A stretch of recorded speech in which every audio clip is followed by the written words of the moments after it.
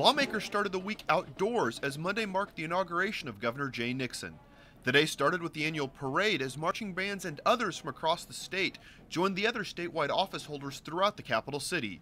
Nixon took his oath of office on the front steps of the Capitol in front of family and friends and other well-wishers. And finally, Nixon, the First Lady, and others danced the night away as they ended the day with the inaugural ball. Good afternoon. The House Committee on Elections gave its stamp of approval to a proposal changing the way the state's top official deals with a vacancy in a statewide office. According to House Bill 110, upon a vacancy in the office of U.S. Senator, Lieutenant Governor, Attorney General, Secretary of State, State Auditor, or State Treasurer, the governor must appoint an acting officer until a successor is elected during the next scheduled general election.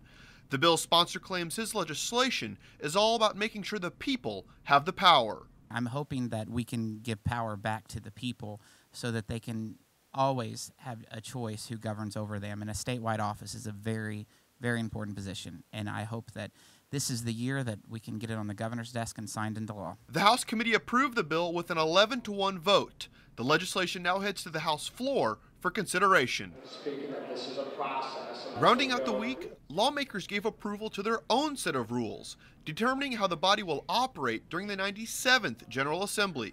One of the major rule changes requires all amendments, even amendments to amendments, to be submitted and distributed before a bill is debated. I think it's good government and it's a good level of transparency, which our taxpayers and which our constituents expect us to do. We don't want to do legislation in the middle of the night that hasn't been distributed, that no one's had the opportunity to read or see. However, those on the other side of the aisle don't agree with the floor leader's logic. They claim the rule change takes responsibility away from lawmakers. If we have a realization, if we come to some sort of understanding, we say, you know what, that's actually a pretty good point. I'd like to make a change there. Let's go ahead and do that. But we won't be able to do that anymore. What we're going to say is, well, why don't we take those concerns and we'll let the Senate do it?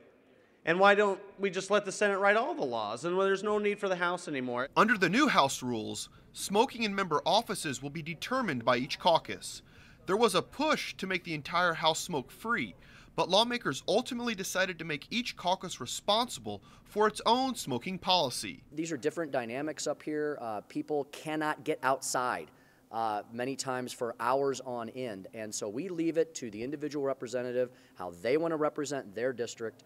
However, I think we're going to be still working on a caucus policy that will further restrict smoking in offices, because we do want to be conscious of other people's concerns and health issues as well. Lawmakers approved the new set of rules with more than 105 yes votes.